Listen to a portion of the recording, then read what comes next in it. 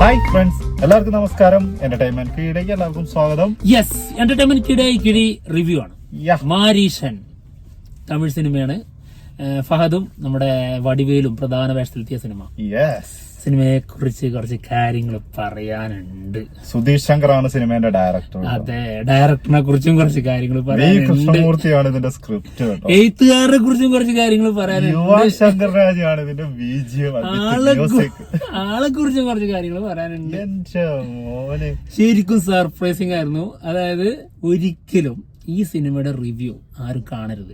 ഇത് ശരിക്കും പറയാൻ പാടില്ല. എങ്കിലും സത്യമായിട്ട് ഈ സിനിമ കാണാൻ ആഗ്രഹിക്കുന്ന അല്ലെങ്കിൽ അതിനും കാണണം എന്ന് വിചാരിച്ചിരിക്കുന്ന ആൾക്കാരാണെങ്കിൽ ജസ്റ്റ് ഇത് കാണാതിരിക്കുക. നിങ്ങൾ സിനിമ കണ്ടു കഴിഞ്ഞിട്ട് വന്നിട്ട് കണ്ടു. ഇനി അത് മാത്രല്ല, റിവ്യൂ ഒക്കെ നോക്കിയിട്ട് വേണമെങ്കിൽ പോകാമെന്ന് തീരുമാനിച്ചിട്ടില്ലേ, അവരും പോണം. ഇനി ഇത് തീരെ താല്പര്യമില്ലാതെ ഒരു പ്രതീക്ഷയില്ലാതിരിക്കുന്നവരില്ലേ, അവരും പോണം. നിങ്ങൾ ഇത് ഏത് ജോണറാണെന്ന് അറിയാതെ പോണം. എന്താ ഇപ്പോഴേ പറയാണ്, കൂടുതൽ റിവ്യൂസ് ഒക്കെ കണ്ടിട്ട് എന്താണ് അഭിപ്രായം എന്നറിഞ്ഞ് പോവാൻ നിൽക്കുന്ന ആൾക്കാരോടാണ് ആദ്യം പറയുന്നത്, ഫസ്റ്റ് പോയിട്ട് സിനിമ കണ്ടോളാം. വേറെ കൂടുതലൊക്കെ പിന്നീടൊക്കെ ഉള്ളത് നിങ്ങൾ സിനിമ കണ്ടു കഴിഞ്ഞിട്ട് അറിഞ്ഞാൽ മതി. ശരിക്കും ഞങ്ങൾ ഞെട്ടിത്തരിച്ചിരിക്കുകയാണ്. കാരണം ഇതിന്റെ ഒരു സിനിമേന്റെ ഇതിന്റെ ഏകദേശം അറിയായിരുന്നു നമുക്ക്, ഇതിന്റെ കഥ എന്താണെന്നും എങ്ങനെയാണ് പോകുന്നതെന്നൊക്കെ നമുക്ക് അറിയായിരുന്നു. അതായത് ഇതിന്റെ കഥ, നമ്മുടെ വടിവേല് ചെയ്യുന്ന കഥാപാത്രത്തിന് ഒരു അൽഷിമേഴ്സ് രോഗമുള്ള ഒരു ക്യാരക്ടറാണ്. ആളുടെ കയ്യിൽ നിന്ന് കുറച്ച് ക്യാഷ് തട്ടിയെടുക്കണം. അതിന് ഫഹദ് കൂടെ കൂടുന്നതും ഒരു യാത്ര പോകുന്നതും അതിലൂടെ പൈസ തട്ടിയെടുക്കുന്നതുമാണ്. ഇതാണ് ഇതിന്റെ ഇതിവൃത്തം. പക്ഷേ ഇതൊന്നും അല്ല സിനിമ ഏതാ റേഞ്ച് എന്റെ മോന്. അതായത് ജിത്തു ജോസഫ് ഈ അടുത്ത് ഒരു പരാമർശം നടത്തിയിട്ടുണ്ടായിരുന്നു, ലാഗ് വേണം, ചില സിനിമകളിൽ ലാഗ് അത്യാവശ്യമാണെന്നുള്ളത്. അത് തോന്നിപ്പിക്കുന്ന രീതിയിലായിരുന്നു ഇതിന്റെ കുറച്ച് സമയങ്ങൾ. സത്യമായിട്ട് പറയാ, നമ്മളങ്ങനെ ഒരു ലെവലിൽ ഇങ്ങനെ കൊണ്ടുപോയിട്ട് ഒരു നിമിഷത്തിൽ നമ്മളങ്ങ് കയറ്റി അങ്ങ് വെക്കും. ഭയങ്കര സ്ലോ. കാരണം വലിയ കാര്യങ്ങളൊന്നും ഇനി പറയാനുണ്ടാവില്ല. ഇവര് നല്ല രസമുള്ള സീനുകൾ തന്നെയാണ്, ഇവരുടെ കോമ്പിനേഷനും കാര്യങ്ങളും ഒക്കെ അടിപൊളി തന്നെയായിരുന്നു. പക്ഷെ എങ്കിലും മുന്നോട്ടങ്ങ് സഞ്ചരിക്കുന്നില്ലേ, അവിടെ കടന്ന് തിരിയുന്നില്ലേ എന്നൊക്കെ ഒരു തോന്നലുണ്ടായി. സത്യമായിട്ടും. അതായത് ഒരു ഏരിയ തന്നെ നിൽക്കുന്ന പോലെ ഒരു ഫീൽ ആയിരുന്നു. അതായത് നമ്മള് ശരിക്കും പറഞ്ഞു കഴിഞ്ഞാൽ ഇവര് നമ്മളെ തെറ്റിദ്ധരിപ്പിച്ചു. അതായത് ഇതൊക്കെ വലുതൊന്നും വരാനില്ല, ഇനിയിപ്പോ ഇവരങ്ങ് ഒരുമിച്ച് പോയിട്ട് ഒരു ഫീൽ ഗുഡും പോലെ ഇവര് തമ്മിലൊരു ബന്ധം വരും. തീർച്ചയായിട്ടും അതാണ് നമ്മളും പ്രതീക്ഷിച്ചിരിക്കുന്നത്. അതായത് ഈ പൈസയൊക്കെ ആൾക്ക് തിരിച്ചു കൊടുക്കും.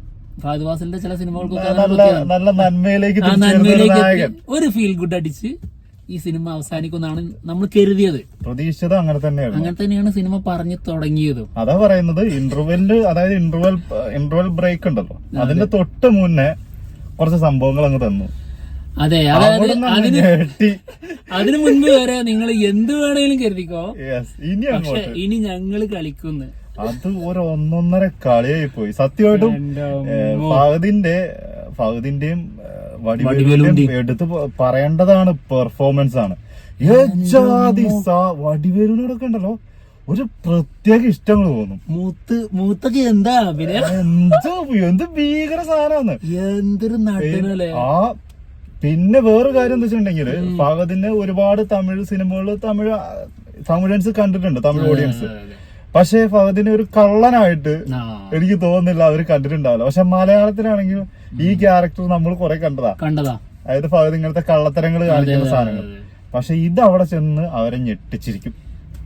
അജാതി പെർഫോമൻസ് ആണ് ഫഹദിന്റെ. ഇത് ഗംഭീര സിനിമയാണ്, ഗംഭീര സിനിമ, ഒരു രക്ഷയില്ല. ഇതിന്റെ ഒരു ഫീലുണ്ട്. ഞാൻ ഈ അടുത്തൊന്നും ഇത്രയും സാറ്റിസ്ഫാക്ഷൻ, അതായത് എനിക്ക് ചില സാധനങ്ങളെ ഇപ്പൊ സാറ്റിസ്ഫാക്ഷൻ കിട്ടിയ സിനിമകളിൽ പോലും ഈ സാധനം പറയാതിരുന്നത്, അല്ലെങ്കിൽ ആ സാധനം അവര് ഓപ്പണായിട്ട് പറയാതിരുന്നതിൽ എന്തൊക്കെയോ ഒരു ചില സങ്കടമൊക്കെ തോന്നാറുണ്ടായിരുന്നു. എന്നാൽ ഇതിൽ അങ്ങനെയല്ല. ഇത് ഓരോ സമയവും അത് നമ്മൾ വിചാരിക്കുന്ന രീതിയിലല്ല ഇതിന്റെ സ്ക്രിപ്റ്റിങ്. അതായത് ഓരോ സമയങ്ങളിൽ ഇത് റിവീൽ ചെയ്യുന്ന രീതി ഭയങ്കര ഡിഫറെന്റ് ആണ്. അത് ഭയങ്കര സാറ്റിസ്ഫാക്ഷൻ ലെവല്. എനിക്ക് കൂടുതലൊന്നും പറയാനില്ല. തിയേറ്ററിൽ പോവാൻ ഞെട്ട എന്തൊരു പെർഫോമൻസിലാണെങ്കിലും. ഇനിയിപ്പോ ഇതിന്റെ അടുത്ത് പറയണം, ഡയറക്ഷൻ ഒരു രക്ഷയില്ല. അതാണ് ഈ പറയുന്ന ഇത്രയും നേരം പറഞ്ഞതൊക്കെ അതിന്റെ മെയിൻ കാരണം എന്ന് പറയുന്നത് ഈ ഡയറക്ടറാണല്ലോ. ഈ ഡയറക്ടറിൽ സത്യമായിട്ട് പറയാ, എനിക്ക് വലിയ പ്രതീക്ഷ ഒന്നും ഉണ്ടായിരുന്നില്ല.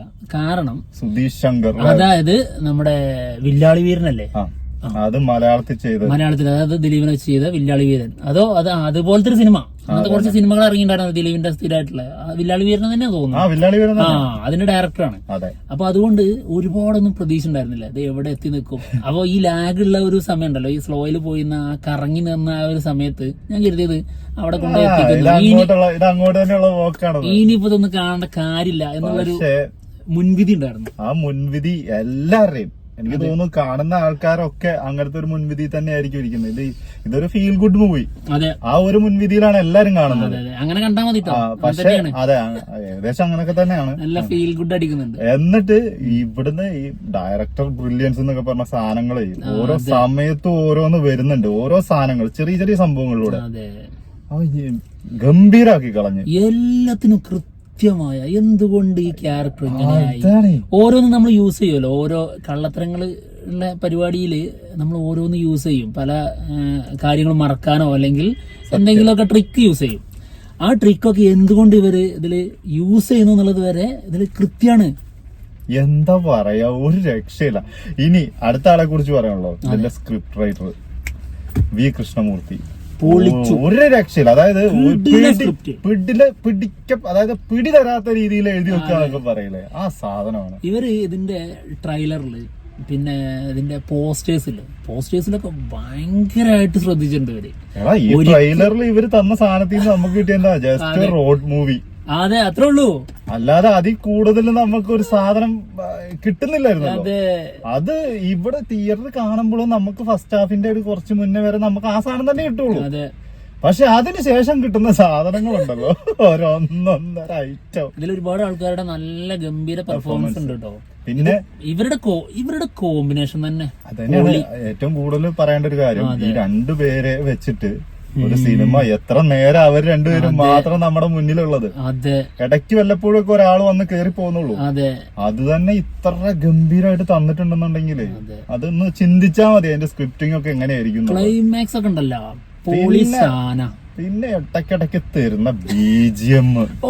യുവാൻ ശങ്കർ രാജന്റെ അതേപോലെ ഒരു സോങ് ഉണ്ട്, അടിപൊളി സോങ്, ഒരു അടിപൊളി അഡാറ് സാധനം. അതായത് നമ്മുടെ പഴയ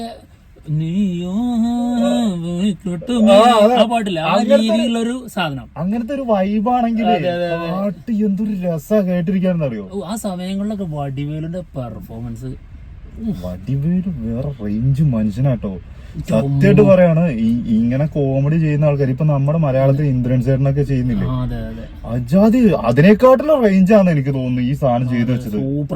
ഇത്ര ഗംഭീര ക്യാരക്ടർ. വടിവേലുവിന്റെ ഒരുപാട് നല്ല കഥാപാത്രങ്ങളുണ്ട്, അതിൽ ഏറ്റവും മികച്ചു നിൽക്കുന്ന കഥാപാത്രങ്ങൾ ഒന്നായിരിക്കും ഇത്. ഏറ്റവും ബെസ്റ്റ് സൂപ്പർ ക്യാരക്ടറാണിത്.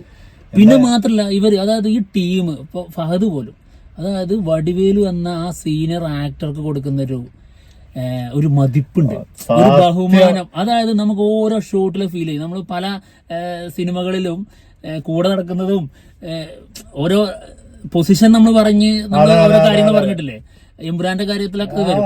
അപ്പോ ഇതില് ആ ഒരു റെസ്പെക്ട് കൊടുക്കുന്നത് നമുക്ക് കാണാൻ പറ്റും. സത്യമായിട്ടും അത് ആ ക്യാരക്ടറിൽ തന്നെ നമുക്ക് ഫീൽ ചെയ്യും. അതായത് ഒരിക്കലും ഇതിൽ ഞാനാണ് നായകൻ എന്നുള്ള രീതിയിലേക്ക് ഫഹദ് മാറാൻ ശ്രമിച്ചിട്ടേയില്ല. സത്യമായിട്ടും അതായത് ഇത് എൻഡ് വരെ നമുക്ക് അങ്ങനെ തന്നെ ഫീൽ ചെയ്യാം. പിന്നെ ഫഹദ് ആണല്ലോ എന്നുള്ളതും കൂടി നമ്മൾ ഉൾക്കൊള്ളണം കേട്ടോ. തീർച്ചയായിട്ടും അങ്ങനെയുള്ള വരണല്ലോ. പിന്നെ എന്താണെങ്കിലും ഇത്രയൊക്കെ നിങ്ങൾ അറിയാൻ പാടുള്ളൂ ഈ സിനിമയെ കുറിച്ച്. ബാക്കി ഇത്രയും തന്നെ പറയാൻ പാടില്ല. നിങ്ങൾ എന്തായാലും തിയേറ്ററിൽ പോയിട്ട് സിനിമ കാണാം. കണ്ടിട്ട് നിങ്ങൾ കണ്ടു കഴിഞ്ഞിട്ട് നിങ്ങൾ ഈ റിവ്യൂ കണ്ടാൽ മതി, എന്നിട്ട് അഭിപ്രായം പറഞ്ഞാൽ മതി. വൺ ഓഫ് ദ ബെസ്റ്റ് സിനിമയാണ് ഈ അടുത്ത് വന്നതിൽ. സത്യം സൂപ്പർ സിനിമയാണ്. സൂപ്പർ എന്ന് പറഞ്ഞാൽ അത്രയ്ക്ക് ഗംഭീര സിനിമയാണ്. പൊളി. നിങ്ങൾ പോയി കണ്ടോളാം, ധൈര്യമായിട്ട് ടിക്കറ്റ് എടുത്ത് പോയിക്കോളാം. അപ്പൊ എന്തായാലും ഞങ്ങൾ പോവാണ്. ഞങ്ങൾക്ക് ഭയങ്കര ബുദ്ധിമുട്ടുണ്ട്, അതായത് പറഞ്ഞു എന്തെങ്കിലുമൊക്കെ പുറത്ത് വരുമോ എന്നുള്ള പേടി ഞങ്ങൾക്ക്. അതുമല്ല, 1-2 സാധനമൊക്കെ നമ്മൾ സാധാരണ ഇട്ട് കൊടുക്കുന്ന, അത് പറയാത്തതിൽ ബുദ്ധിമുട്ടും ഉണ്ട് സത്യമായിട്ടും. പക്ഷെ അതിന് മാത്രം ബെസ്റ്റ് ആണ്. അതുകൊണ്ടാണ് നിങ്ങൾ പോയിക്കോളാം. അടിപൊളി.